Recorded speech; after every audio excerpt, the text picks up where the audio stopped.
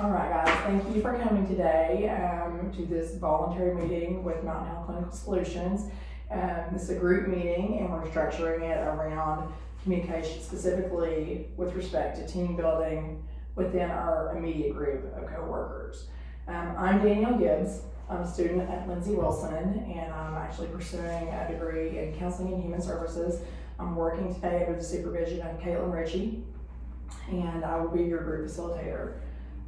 What I'd like to do is take a second and just kind of go around the room. Everyone just tell me your name, your position here at Mountain Health Clinical Solutions, and also how long you work here. I'm Hannah, I'm a toxicologist, and I've been here since August. Okay. I am Lindsay, and I've been here since 2010. Okay. I'm Kara, I'm a toxicologist, and I've been here since August, I believe. Okay, great. So you two started maybe close to the same time together. Okay, so Hannah, Lindsay, and Kara. Okay, well, it's nice to meet you.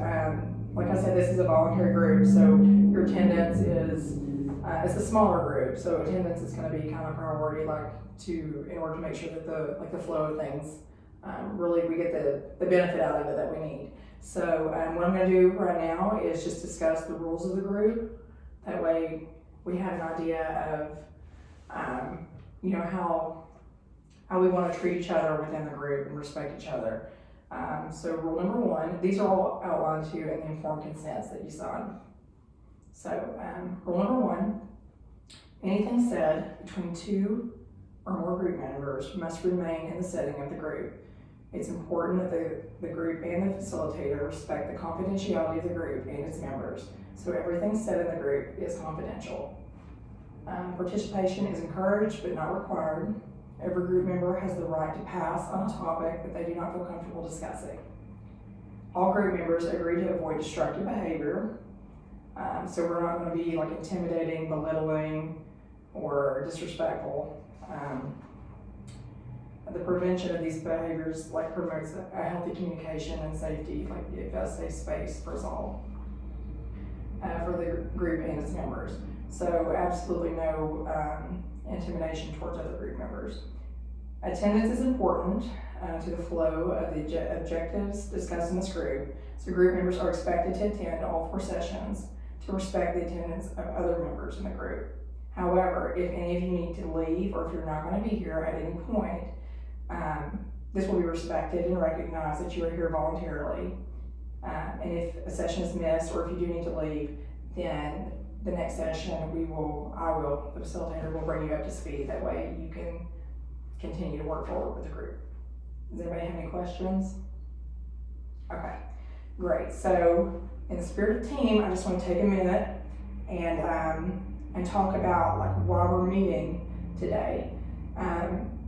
As a team, it's important that we all work together towards the same goals. We have, any workplace has goals that are alike, and we all have different jobs within that particular job. So the 3 of you are all toxicologists, right? But there are other members that are in the team that are maybe not, right? You'll have other people that contribute in different ways, correct?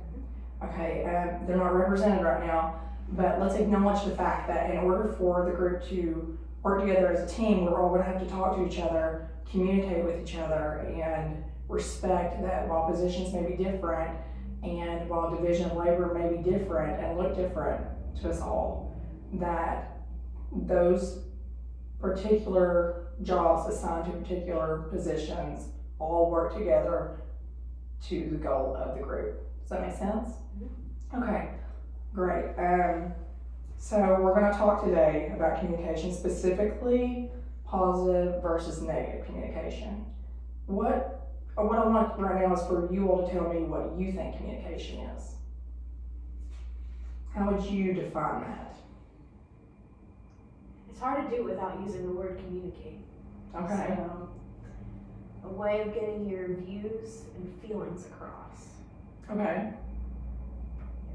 To your other workers, to friends, to family, just to anyone? Yeah. Okay. Does anyone have a different definition? No? Okay. Well, I agree with you. It is a way to express yourself. It's also a way to talk directly and indirectly. We can communicate verbally We can also communicate within the verbal. We can communicate with tone, but we can also communicate non-verbally, right? With nonverbal communication. What are some examples of nonverbal communication? Body language. Body language is huge, right? Body language is huge because you can, a lot of times you can read on somebody's face what they're saying without them even saying it. Especially if you spend a lot of time with these people, right? Like, especially like family members, you understand them. So when you're working closely within a group of coworkers, you'll get to know them well enough that you can read their body language. You can read their nonverbal cues. What I want to talk about today, not so much is it the nonverbal, but the verbal specifically. So the definition that I have of communication is the successful conveying or sharing of ideas and feelings, which is congruent with what you were saying. So we want to focus on that one word though, the successful conveying. If I say something and my point doesn't get across, or if you don't understand it, or if you dismiss it because of any negatively laced attitude or tone within that, then it's not really successfully conveyed. Does that make sense? Have any of you dealt with situations like that where maybe you've had some negative communication? Yeah, within the workplace or within your homes, or does anybody want to share like an example of that they can think of? It's a safe space, so feel free to talk. It's hard to think on the spot. I feel like you experience negativity in both places, just in different ways, Okay. like in the workplace and at home. I think sometimes when we're comfortable with people, like at home, like it's easier to Negative. be negative. Like we kind of guard ourselves when we're at work, but I think it shows itself more non-verbally. Sometimes you non-verbally respond to verbal communication. Yeah. Would you agree with that? Eye rolling. Okay, and sometimes communication can stem from that. Like it ends up being, your negative can be, or someone else's negative can be contagious. Would you agree with that as well? Does it make sense then that we would work together to shift the tone of a group if it's negative, to shift it to positive so that that's contagious? Yeah.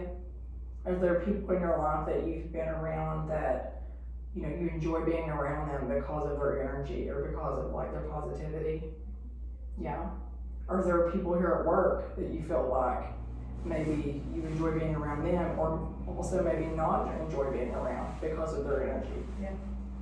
Right? So it's, a lot of it is tied to how a person expresses themselves or their feelings. Like, we want to make sure that we're coming off positively so that other people will feed off of that and it becomes contagious throughout the group. So when we work together, when we have positive energy, when we have positive language, you know, we work to achieve a collective potential as a group. So right now what I want to talk about is specifically correction within the workplace. Can you think of an instance when correction was implemented in the workplace? Has there been a time when you've been corrected or known of someone else to be corrected in the workplace? Does anyone want to share an example of that? Wow. Okay. The other day, my coworker forgot to run one of the instruments that we have here, and our manager came in and was like, "Hey, you didn't do this," and then just walked away. And it wasn't very supportive or encouraging. It was more like, "Hey, I caught you on this," rather than something positive. Okay, so she had an expectation Mhm. that wasn't met, Mhm. and instead of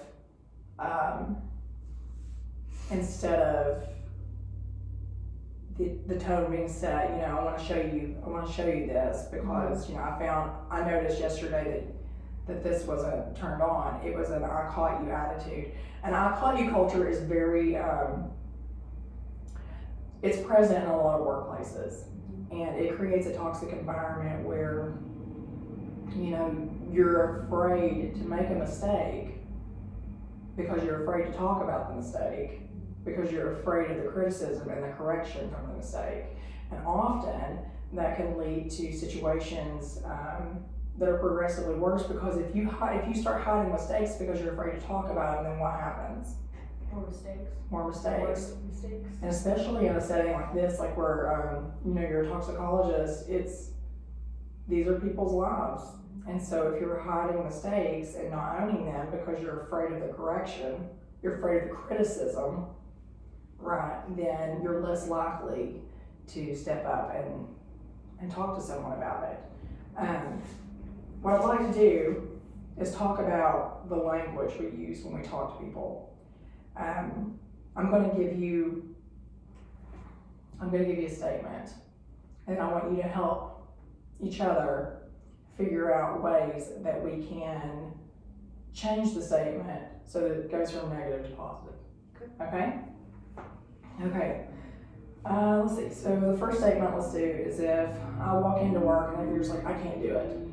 I can't do it. Whatever it is in front of you, you can't do it. You either don't feel equipped, or you don't feel mentally capable, or whatever it is, you just can't do it. How can we change the language on that?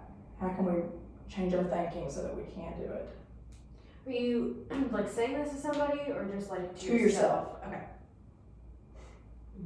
These are I statements, so everything I'm gonna say right now is just to yourself. Okay.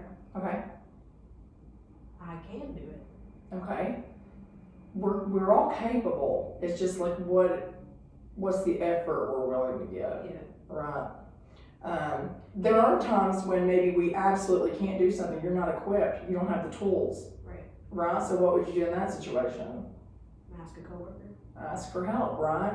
Or go get the tools, or talk to somebody about how to best approach your situation, right? Ask for help. Okay, good. All right, to yourself, it's too hard. This is too hard.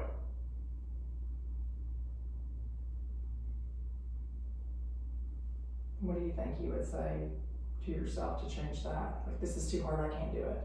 Maybe just Again. take a minute, take a break and breathe and think about it, and then come back and try it a second time. I think that's a good idea. A lot of times, like, we can become intimidated by the task before us, even if it's just a lot to do, or if the difficulty level is actually, if it is actually extremely difficult, like, we can become intimidated by that. The good news is, like, we can do it, right? We just have to equip ourselves. But if it is hard, or it is gonna take a long time, we can slow down and take things step by step. Like, there are ways to not just go get the tools, but there are ways to equip ourselves mentally so that we can still do things that are too hard, right? Things are hard sometimes. And I think that everybody knows that, especially in a work setting. One person can be having a bad day, they're having a hard day, and that one hard day can make it hard on other people, right? But if we all collectively come together, then we can still achieve, like, the goals of the group. Okay, what if you're like, I'm not smart enough. I'm not smart enough to do this. You can become smarter. You can learn how to become smarter. Okay, You can learn what you need to in order to do it. you have the capacity. Or Right. you can practice or Exactly. try before you say that. Right, you can say, I am capable of learning this. This just might take some practice, right? Watch somebody, see how they do it, Mhm. kind of learn from them. I have a daughter who, she was struggling in math. They bumped her up into a higher grade level math, and she was struggling because they were, a couple months ahead of her whenever they moved her into the class. And so she's trying to catch up on it, and she was struggling and told me this, and I was really proud of the fact that she took the initiative to, instead of saying it's too hard, I want to go back down to the other class where her friends were as well, she instead said, I'm going to go in my room and I'm gonna watch some videos on how to do this and to teach herself. And so what I appreciated was that she recognized that she is capable. It is gonna take some practice. It is hard, but there's benefit in it, you know, and, you know, we grow personally when we challenge ourselves. Like, we're developing ourselves as humans, and so, you know, to quit on something just because it's hard doesn't necessarily benefit you, and it doesn't necessarily benefit the team as well. You might have to work harder, but in the end, there's growth in that, collectively and individually. Okay? Okay, also, to yourself, I don't want to. I don't want to do this. Just go home. A lot of people say that, actually. Like reward yourself afterwards. Like, okay, well, I'll do this, and then I can go eat a candy bar or an apple and get some healthy people. Yeah. Or, you know, kind of when I'm done with this, I can go do something I want to. I just need to get this over with. So to give yourself some incentive to Yeah. finish it. Yeah. Yeah. I think that's good. Also, like, maybe even changing your perspective on it. Like, if there's something you don't want to do, there's a reason for it. You know, like, you're not looking forward to it for a reason. So if we change our language on it and we're like, I don't want to do this, and change it to, well, okay, I need to figure out what can I do to make myself want to do this? I can make it fun. You know, I can listen to music while I do this.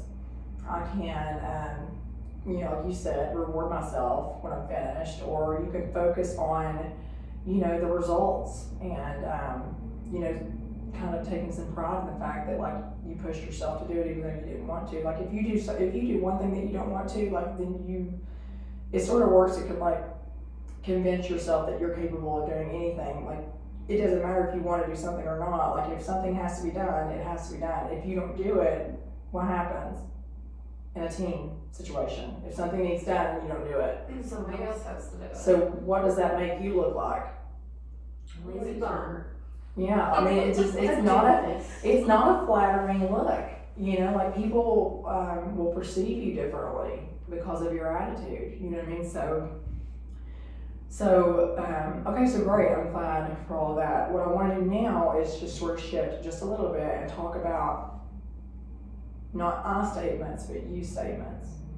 Okay, so let's pretend like I'm your superior. Okay, and Kara, I say to you, well, you actually mentioned this earlier, but like, you missed this, right? How do you feel when I say that to you? Defensive.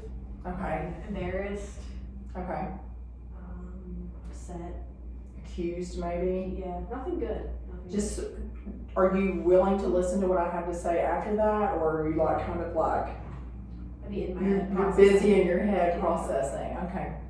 So what could I say instead to you that you think you would better respond to? Like, hey, I noticed this, like, let's go check it out together, or, Okay.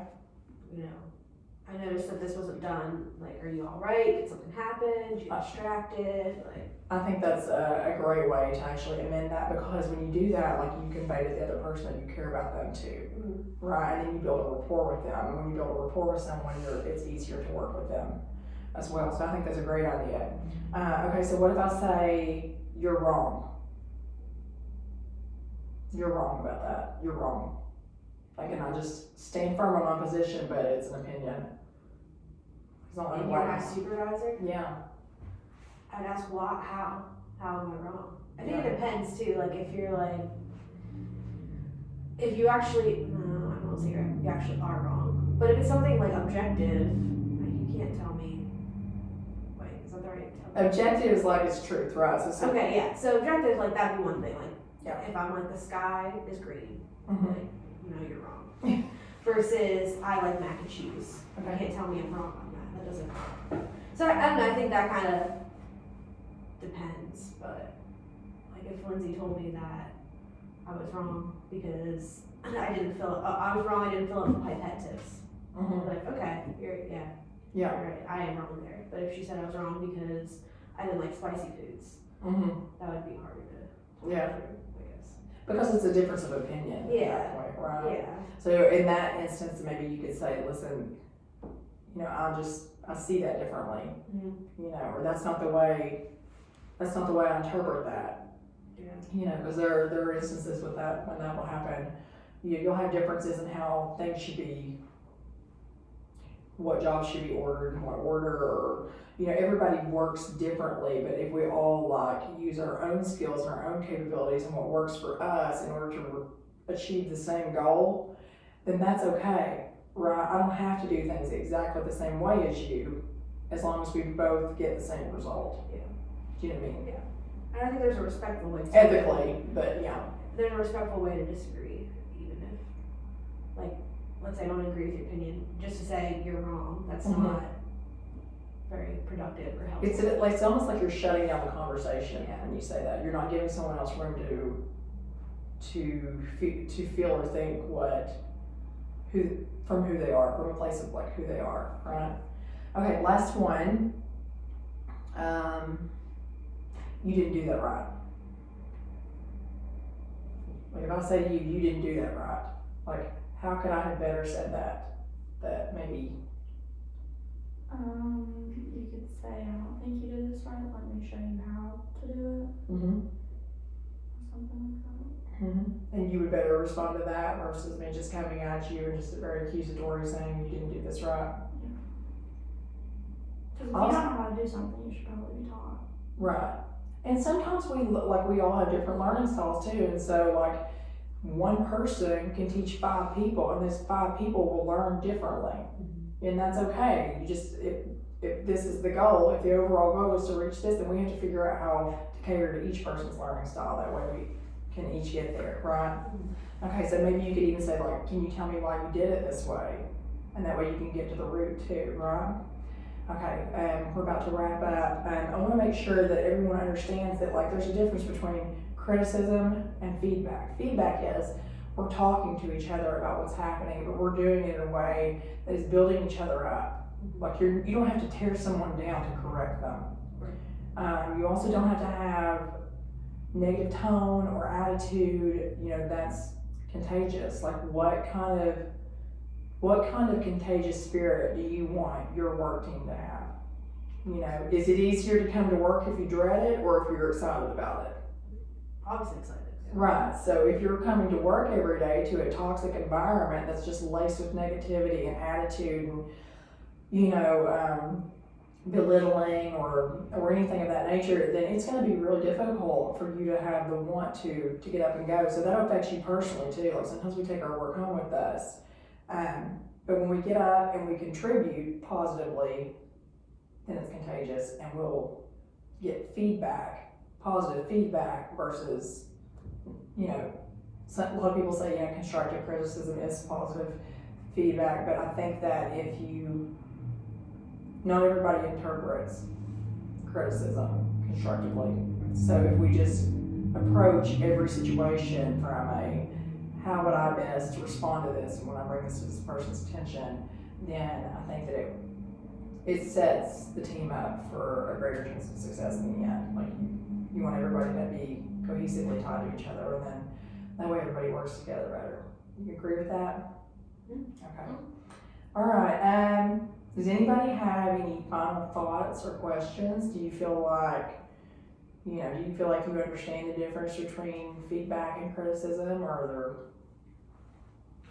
I guess how, let's say a supervisor like says something in a negative way, I think it's hard to like respond positively. You know what I mean? I guess that wasn't really a question, it was more of a comment. Well, okay, so and that happens. Yeah. Right? So I think what I would do in a situation where I feel maybe, I don't know if attacked is the word I want to use, but accused or attacked by someone who is my superior, right? I feel like it would, first of all, you're going to have to, you don't want somebody to walk on you, right? But you also want to bring it to their attention constructively. And I think that it's okay to think about what you want to say before you say it. Because if you just in that moment say it and pop off at the mouth, then there's a chance for you to say things that you can't take back and create an attitude that can't be repaired. So if someone says, negative, right? Like if you did this wrong and I don't like the way you did it and we're gonna do it this way, then I feel like maybe an appropriate response would be, I understand what you're saying. I understand why you want it to be like that. I just want you to understand why I've been doing it like this. You know, find a way to share your perspective because people think differently. You know, and then also you can tag that with, you know, and I know that like, because of your perspective, I can see how that would make you mad. Right, but that's why it's important for me to like, have you understand why I did this. I don't want you to be upset.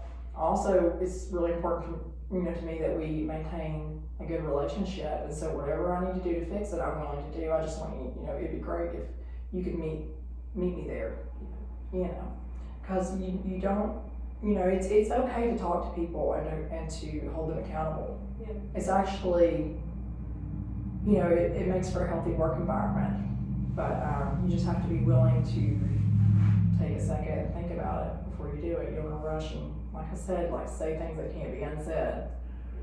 So. That's helpful, thank you. Okay, awesome. And so before we wrap up, you know, I believe it's really important that we understand that we're all on the same team. Okay, we're all collectively striving to achieve the same team goal. And so when we're with each other, it's, you know, it's important that we're going to need to be mindful of each other and the language that we're choosing, just making sure that we're encouraging one another and we respond positively and accordingly. You know, respect someone else's opinion even if you disagree with it. So, you know, we can choose positive language and that will work towards building rapport with each other, which works towards building a tighter team, a more cohesive team, more successful team, and also helps to develop you as an individual as well. You'll be able to like take this communication skill outside of the workplace with your family or whatever part of your community you work with and see changes in the people around you as well because of it. Okay?